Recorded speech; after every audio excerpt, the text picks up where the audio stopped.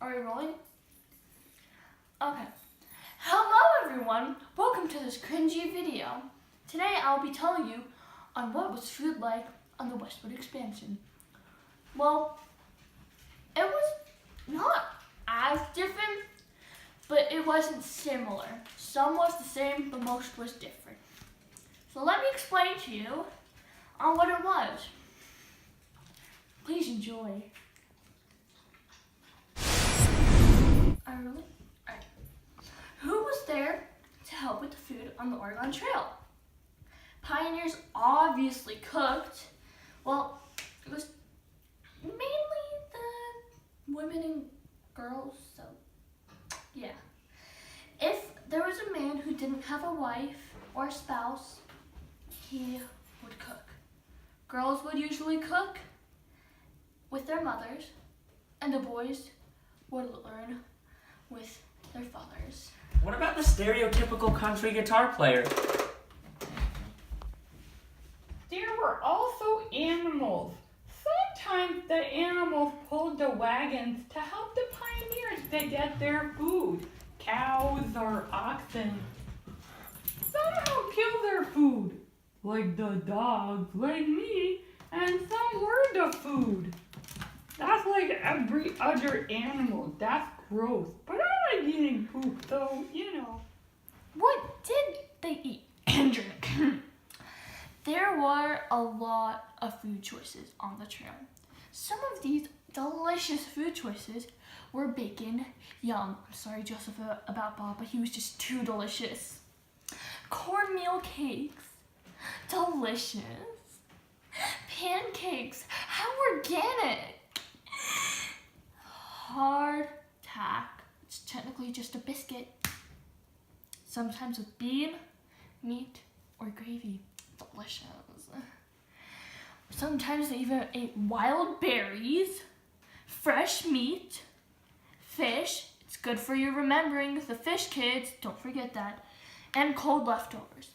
Lunch meat or the same thing every day.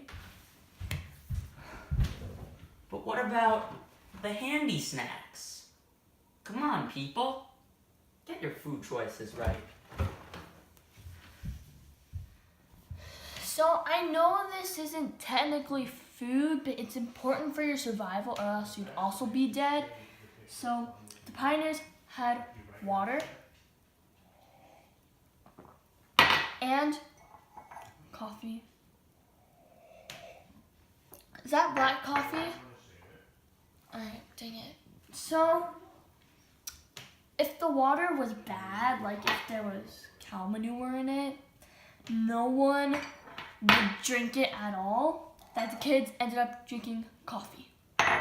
Even if the water was bad, the animals wouldn't drink all day, which is kind of rude because the pioneers worked so hard to just get that water because it's scarce. If you're on the Cheyenne River Trail, it's still scarce, but it's a little easier compared to the burial grounds. I'm really sorry about that, Joseph. I hope you survive. So I have a question. what is your question, ma'am? Maybe the animals weren't drinking the water because it was bad and they would die. Is that possible? That is possible, because there could also be like lead in the water, even though there could be like bad stuff in the water, like bad animals. So yeah. So let's just say the pioneers didn't have firewood. Then what would they have to cook and heat up the food? I know, they'd use buffalo chips. That is really disgusting. And for those of you who don't know what it is, it's, sorry, dried buffalo poop. It's really bad, but Not as bad as mine is. Not as bad as mine is. so where did the pioneers eat and drink, and where did they travel? Well, first part is easy. They either ate inside their wagons if it was bad weather, which is snowing, hailing, sleeting, raining, bad weather. But if it was good weather, They could either eat inside or eat outside with each other. Fun facts with Sarah. Here's a fact that you probably never knew in your entire life. Where did the Oregon Trail start? I will give you 5 seconds to guess. 5, 4, 3, 2, 1, done. So if you guessed Iowa, incorrect. If you guessed Missouri, ding ding ding, you are correct. But if you guessed New York City, incorrect. If you guessed where you lived, incorrect. But if you guessed Missouri, ding ding ding, you are correct. More fun facts with Sarah. On the Oregon Trail, there were 300,000 people that made it. So that means, sadly, 50,000 people died, including a lot of children, parents, and even grandparents. I don't know. I'm just guessing. A continuation of the fun facts with Sarah. So with the fun fact I just said, the 300,000 people that survived, they must have ate and drank almost every day, or every day if they had the chance. Yeah. Important food facts with Sarah. I forgot to tell you some of the big things they brought. I won't tell you everything because it's hard to pronounce. 200 pounds of flour, 30 pounds of pilot bread, 75 pounds of bacon. Sorry, it was just too delicious. A half bushels of dried beans, 10 pounds of salt, and a half pound of cornmeal cakes. Sad facts with Sarah. So here is a sad facts with Sarah that turns into a happy facts with Sarah.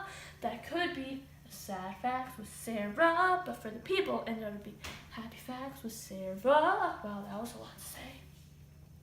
Most of the pioneers survived because they had a food list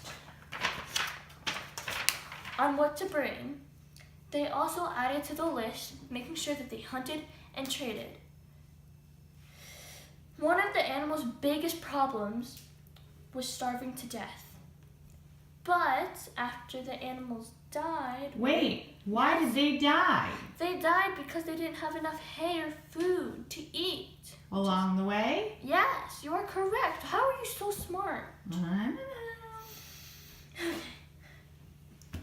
After the animals died around the camps, some of the people who found them later ate them and they got their tummies filled.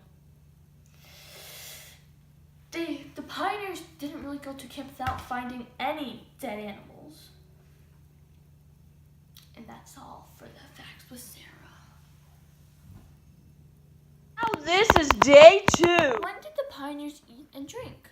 Well, they ate every day. Well, almost every day. When I say almost, I mean sometimes they didn't have time to eat with each other and drink with each other. So that day, they had nothing to eat and drink. Alright, press use video. When did the westward expansion take place? Well, obviously in the 1960s in the cavemen days. Come on, post-millennials, you should know better. Actually, that is incorrect.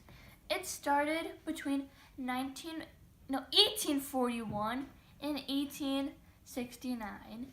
It usually took 4 to 6 months because they had many decisions on what path to take. There were many paths to take along the way. How did the pioneers get their food? Well, some of them brought from home, like food from home. Some of them were very, very smart and very knowledgeable and knew how to handle the wild food. Some of them were hunters and they were killing the animals so they could survive because it's all called the circle of life.